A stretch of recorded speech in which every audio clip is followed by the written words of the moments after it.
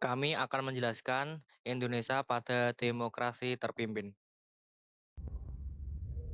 Pelaksanaan demokrasi terpimpin pada tahun 1959 sampai 1966.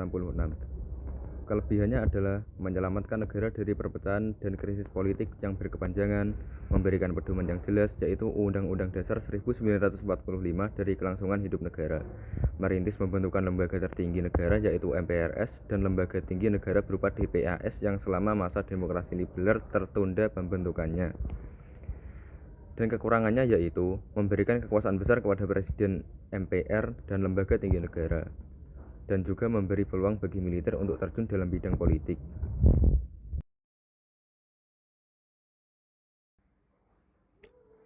Pembentukan MPRS berdasarkan penetapan Presiden nomor 2 tahun 1959, Presiden membentuk MPRS yang diketuai oleh Chairul Saleh. Tugas MPRS hanya terbatas pada menetapkan garis-garis besar haluan negara. Pada tanggal 10 November sampai 7 Desember 1960, MPRS mengadakan sidang umum pertama di Bandung. Sidang umum MPR disebut menghasilkan dua ketetapan sebagai berikut.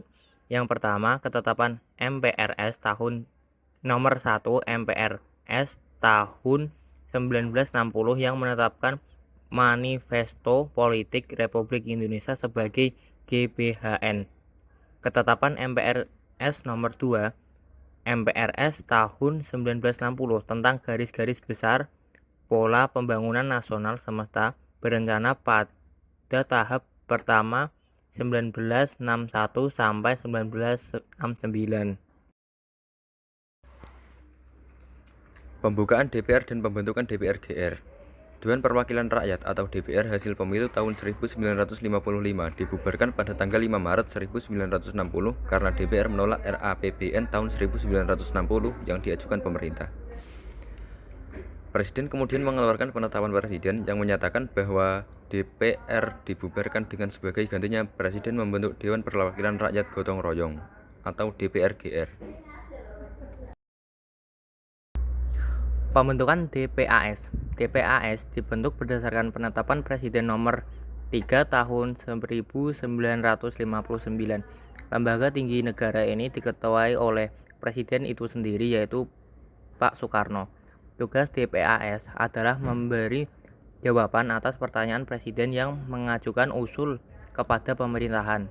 Pelantikan DPAS dilakukan di Istana Negara pada tanggal 15 Agustus 1959.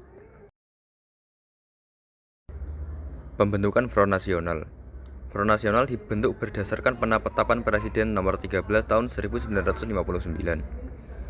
Front Nasional merupakan sebuah organisasi massa yang memperjuangkan cita-cita proklamasi dan cita-cita terkandung dalam UUD 1945. Front Nasional dipimpin oleh Presiden Soekarno. Tugas Front Nasional adalah menyelesaikan revolusi nasional, melakukan pembangunan, dan mengembalikan Irian Barat. Pembentukan Kabinet Kerja. Pada tanggal 9 Juli 1959, Presiden membentuk Kabinet Kerja. Presiden Soekarno bertindak sebagai Perdana Menteri. Kabinet ini dilantik pada tanggal 10 Juli 1959 dengan programnya yang disebut Tri Program Kabinet Kerja. Isi Tri Program Kabinet Kerja yaitu sebagai berikut. 1. Mencukupi kebutuhan sandang pangan. 2. Menyelenggarakan keamanan rakyat dan negara. 3. Melanjutkan perjuangan menentang imperialisme ekonomi dan imperialisme politik Irian Barat. Kebijakan kesehatan. Agar dapat mewujudkan pengobatan dan kesehatan yang bisa dijangkau masyarakat luas, Dr. Johannes Leimana dan Abdul Patah merumuskan program Bandung Plan. Konsep Bandung Plan menyatakan bahwa pelayanan kesehatan pada aspek preventif dan kuratif tidak boleh dipisahkan, baik yang berada di rumah sakit maupun di pos-pos kesehatan. Konsep tersebut diintegrasikan di pusat-pusat kesehatan masyarakat. Salah satu wujud integrasi tersebut nantinya adalah keberadaan posyandu. Selanjutnya setelah kebijakan kesehatan ada kebijakan pendidikan. Pelajaran pendidikan agama diberikan pada sekolah rendah umum dan lanjutan kejuruan yang dimulai pada siswa kelas 5 maksimal 2 jam per minggu. Pada siswa kelas 1, 2, dan 3, sekolah rakyat, pemakaian bahasa daerah digunakan sebagai pendamping bahasa Indonesia. Penggunaan bahasa Indonesia diterapkan sejak kelas 1 sekolah rakyat sampai ke perguruan tinggi. Bahasa Belanda dihapus dari sistem pendidikan Indonesia. Beberapa sekolah masih mengikuti sistem lama warisan Belanda diharuskan untuk mengikuti sistem baru sejak 1951. Peran Indonesia dalam demokrasi terpimpin. 1. Pengiriman pasukan Garuda II ke Kongo untuk bergabung dengan pasukan perdamaian PBB dan UNOC atau United Nations Operation for Congo. 2. Presiden Soekarno berpidato dalam sidang umum PBB pada tanggal 30 September 1960. Judul pidato tersebut To Build the World Anew, yang menguraikan tentang Pancasila, masalah Irian Barat, kolonialisme, peradaan perang dingin, dan perbaikan organisasi PBB. 3. Ikut memprakarsai berdirinya GNB. 4. Pada tanggal 24 Agustus sampai 4 September 1962, Indonesia berhasil menyelenggarakan Asian Games di Jakarta. Peran Indonesia di dunia internasional. Pada demokrasi terpimpin, politik luar negeri Indonesia tetap bebas aktif, tetapi condong ke blok timur dan bersikap anti-imperialisme.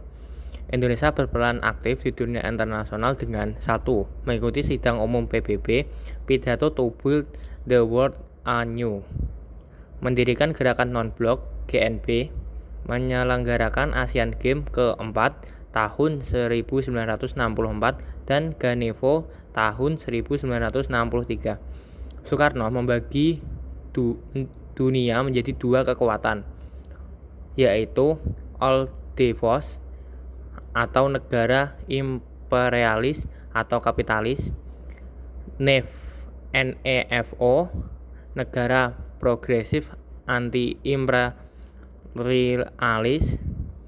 Politik luar negeri Indonesia menonjolkan sikap anti-barat dan ingin memimpin negara-negara berkembang. Konfrontasi dengan Malaysia. Indonesia bersikap konfrontatif terhadap Malaysia karena menganggap pembentukan Federasi Malaysia yang terdiri atas Malaya, Singapura, Sarawak, dan Sabah merupakan proyek neokolonialisme Inggris yang membahayakan negara-negara blok NATO atau anti-imperialis. Pada 3 Mei 1964, Presiden Soekarno mengumumkan Dwi Komando Rakyat atau Dwi Kora untuk membantu perjuangan rakyat Malaysia membebaskan diri dari pengaruh Inggris. Dalam pelaksanaannya, Indonesia mengirimkan pasukan sukarela ke wilayah Malaysia. Selanjutnya, Indonesia keluar dari keanggotaan PBB. Indonesia keluar dari keanggotaan PBB pada tanggal 7 Januari tahun 1965. Dalam sebuah rapat umum di anti pangkalan militer asing, Presiden Soekarno menyatakan bahwa Indonesia keluar dari PBB. Penyebab keluarnya Indonesia dari PBB adalah karena tidak menyetujui Malaysia menjadi anggota tidak tetap Dewan Keamanan PBB. Latar belakang perjuangan. Dalam konferensi meja bundar atau KMB 1949, disepakati bahwa masalah Irian Barat atau Papua akan diselesaikan setahun setelah pengakuan kedaulatan Indonesia. Namun terjadi perbedaan penafsiran antara Indonesia dan Belanda. Indonesia menafsirkan Irian Barat akan diserahkan kepada Indonesia. Belanda hanya ingin merundingkan, bukan menyerahkan wilayah tersebut. Akibatnya, timbul konflik diplomatik dan politik antara Indonesia dan Belanda.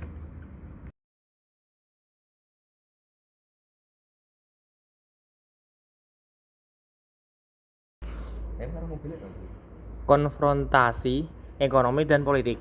Konfrontasi ekonomi dan politik. Setelah diplomasi gagal, Indonesia melakukan konfrontasi ekonomi dan politik. Di antaranya adalah 1. Tahun 1956, Indonesia membatalkan hasil KMB. 2. Selama tahun 1956, dilakukan pemogokan buruh di perusahaan Belanda, melarang terbitan film berbahasa Belanda dan memboikot kepentingan Belanda di Indonesia. 3. Nasionalisasi lebih dari 700 perusahaan Belanda di Indonesia. Adapun konfrontasi politik dilakukan melalui tindakan sebagai berikut. 1. Kabinet Sukiman pada tahun 1951 menyatakan bahwa hubungan Indonesia dengan Belanda merupakan hubungan bilateral biasa. 2. Pada tanggal 17 Agustus 1956 dibentuk Provinsi Irian Barat dengan ibu kotanya di Sowasio, Tidore, dan Zainal Abidin Syekh Sultan Tidore sebagai gubernurnya. Provinsi Irian Barat meliputi Irian, Tidore, Oba, Weda, Petani, dan Wasile. Tanggal 18 November 1957 di Jakarta diadakan rapat umum pembebasan Irian Barat. Tanggal 18 November 1957 di Jakarta diadakan rapat umum pembebasan Irian Barat. Pada tanggal 1958, pemerintah menghentikan kegiatan konsuler Belanda di Indonesia. Tujuan pembentukan Front Nasional Pembebasan Irian Barat. Tujuan pembentukan Front Nasional Pembebasan Irian Barat. 1. Menyelesaikan Revolusi Nasional Indonesia. 2. Melaksanakan pembangunan semesta nasional. 3. Mengembalikan Irian Barat ke dalam wilayah Republik Indonesia. Konfrontasi militer. Karena Belanda tetap menolak menyerahkan Irian Barat, Indonesia menempuh jalur militer. Pada 19 Desember 1961, Presiden Soekarno mengumumkan Tri Komando Rakyat atau Trikora di Yogyakarta. Isinya: 1. Gadaikan negara boneka Papua buatan Belanda. 2. Kibarkan sang merah putih di Irian Barat. 3. Bersiap untuk mobilisasi umum membela tanah air.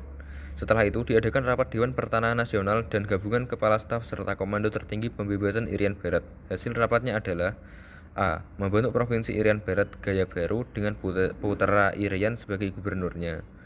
B. Membentuk Komando Mandala yang langsung di bawah ABRI. Selanjutnya, pembentukan Provinsi Irian Barat Gaya Baru. Pembentukan Provinsi Irian Barat Gaya Baru diputuskan dengan penetapan Presiden nomor 1 tahun 1962. Provinsi Irian Barat beribu kota Jayapura.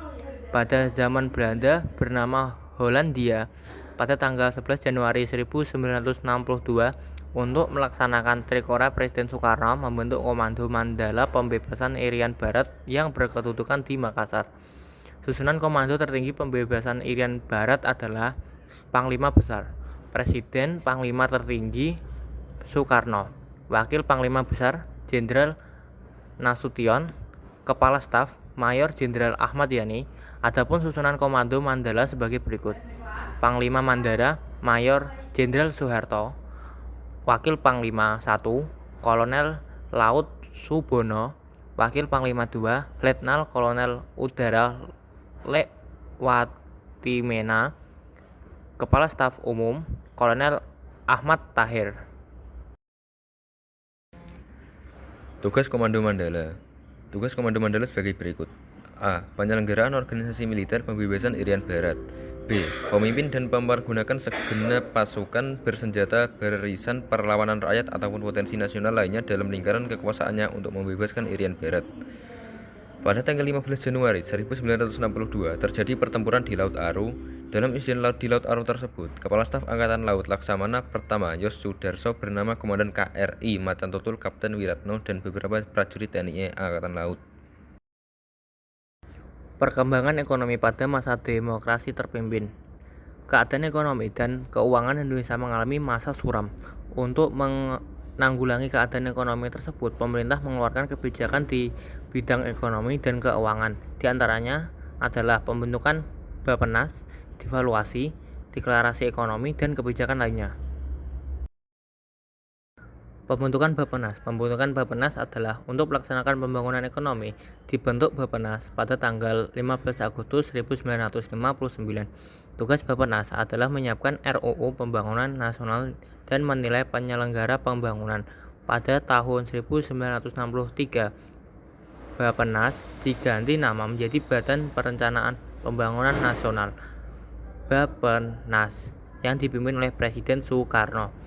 Tugas Bappenas yaitu sebagai berikut: 1. Menyusun rencana pembangunan jangka panjang dan jangka pendek.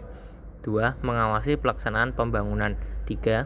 Menilai hasil kerja Mendataris MPRS.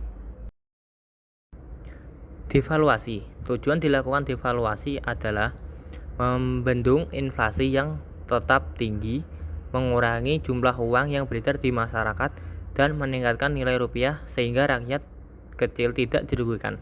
Pada tanggal 25 Agustus tahun 1959, pemerintah mengumumkan penurunan nilai franc devaluasi sebagai berikut. 1. Uang kertas pecahan bernilai 500 menjadi 50. Uang kertas pecahan 1000 menjadi 100. Uang simpan di bank yang melebihi 25.000 dibekukan, namun usaha pemerintah tersebut mampu mengatasi kemerosotan ekonomi, terutama perbaikan dalam bidang moneter. Deklarasi ekonomi. Tujuan dibentuk DEKON adalah menciptakan ekonomi yang bersifat nasional, demokratis, dan bebas dari sisa-sisa imperialisme untuk mencapai tahap ekonomi sosialis Indonesia dengan cara terpimpin. Namun, dalam pelaksanaannya, DEKON tidak mampu mengatasi kesulitan ekonomi dan masalah inflasi. Kebijakan lain dari pemerintah. Dalam usaha perdagangan, pemerintah mengeluarkan peraturan tanggal 17 April 1964 mengenai adanya Komando Tertinggi Operasi Ekonomi atau KOTOE dan Kesatuan Operasi atau KESOP. KOTOE bergerak secara sentralistik untuk mengatur perekonomian negara, sedangkan tujuan dibentuk KESOP adalah meningkatkan sektor perdagangan.